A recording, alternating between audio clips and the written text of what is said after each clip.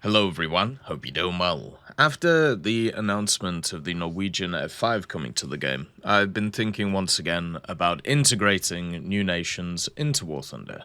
One of the things that is always kind of a topic of discussion is whether they should add in independent nations for all of the nations that we don't see, or maybe expand nations that we already have when it comes to new horizons. And there's always kind of talks of this, and even BVD in the Q&A they did just before Christmas, which kind of outlined what they were looking to do in the new year. They talked about battleships, talked about expansion of, general vehicles, talked about submarines, and also one of the things that he mentioned was this year they were going to focus on kind of filling out the tech trees that are already there, and then in the next years afterwards going to have a look at once again expanding new nations in War Thunder.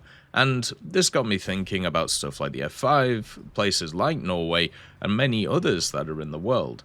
Now, national sentiment is a large part, it seems, of War Thunder in general, which is why when you see a lot of posts which are aimed at, adding something like Poland to the game, or Yugoslavia, funnily enough, or other areas, there is always some kind of hint of national identity which is attached to it. And it's something that obviously War Thunder and military history is very much involved with. One of the interesting things about Poland itself is it's one of those places which has been invaded, it's been technically conquered a few times, but the national identity of it still holds very strong, which is not something you can say about a bunch of other places, especially certain African countries that have ran through so many different problems over the last few centuries. But when it comes to specific places, there is a very, very heavy pride in their vehicles. And this is where War Thunder and also Gaijin are always going to have problems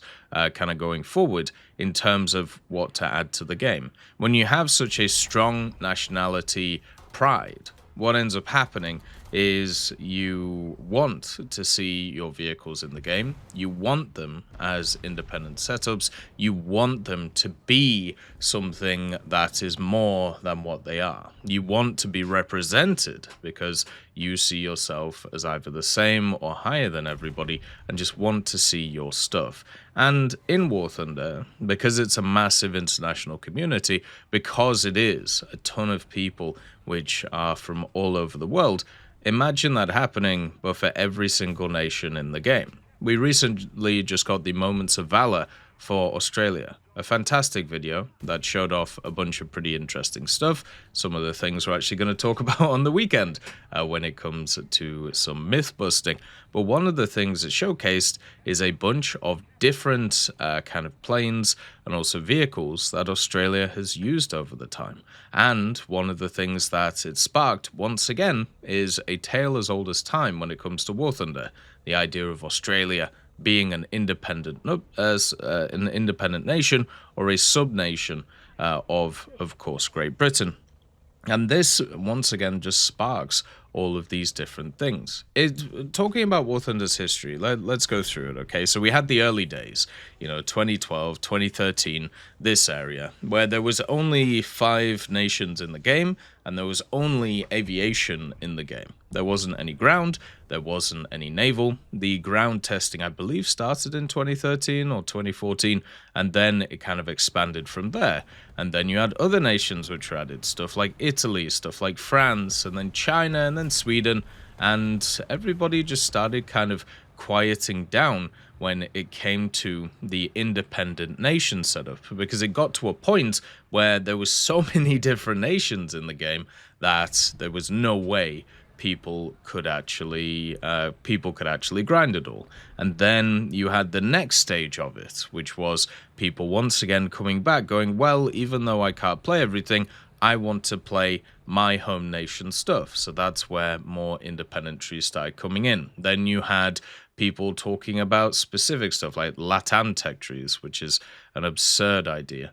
But the fact is, you had this whole kind of bridge of people making these things, and it could always be quelled because of the fact that every other nation that had been added in War Thunder, they had added it, and it did have full lineups mostly. Once they added the vehicles to it, it did have kind of full setups. And then they added Israel. And Israel was kind of a cataclysmic point when it came to War Thunder, because Israel doesn't have rank 1, doesn't have 2, doesn't have 3, and also came in incredibly limited, with the vast majority of their vehicles being copy-paste vehicles which had slight differences between them.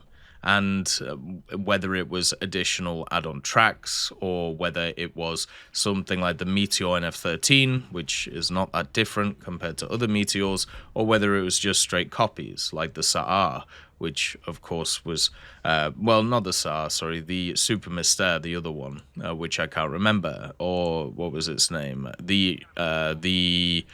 Well, it's literally the Sambad, there you go. Or the Mystère 4, or stuff like the A4s, for example.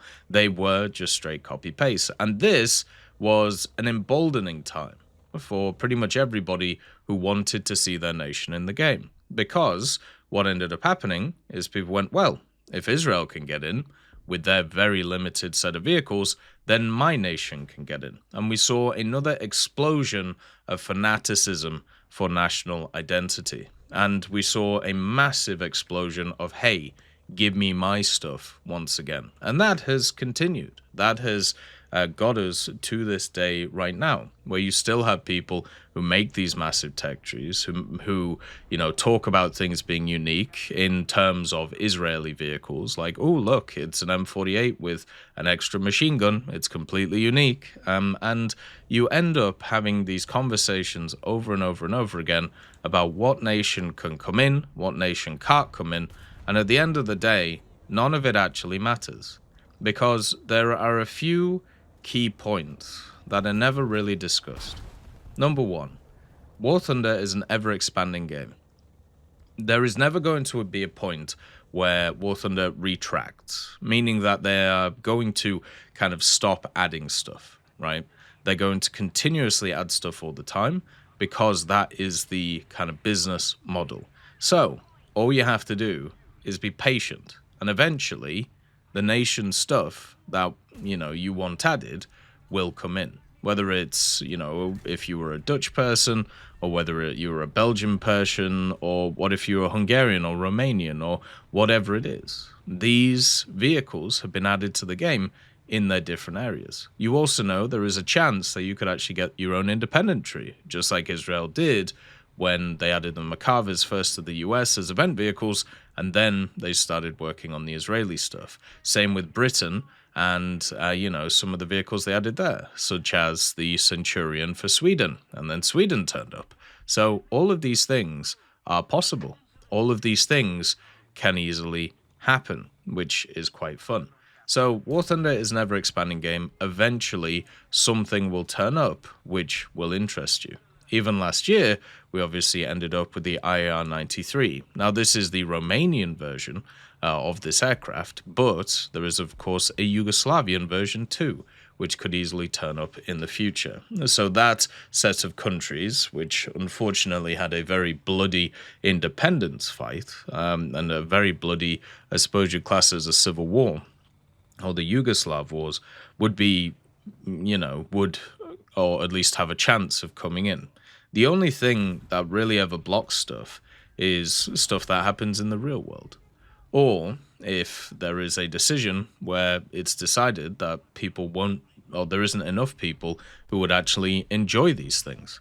But then again, as you can see with the expansion of naval, as you can see with the expansion of a lot of other areas of the game, which not a ton of people play, that's basically not really a factor, because they have to constantly expand and hope that everything kind of gets itself sorted.